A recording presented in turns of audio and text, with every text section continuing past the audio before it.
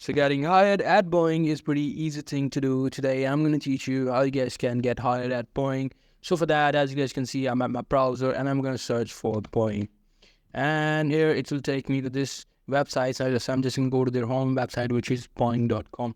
Now here you have to, click on this career section and it will take you to the career section. Now here you have to choose the kind of career that you want to do. You just have to select your own career that you want to pursue. So suppose I want to continue with cybersecurity. I'm just going to click on this search more and it will take me to new page. Now here, you have to click on this view all cybersecurity jobs and it will show me all the cybersecurity jobs that are available. As you guys can see, United States, these are all available in United States. So I'm just click on this little arrow and it will take me to this page. Now here I have to click on this apply now.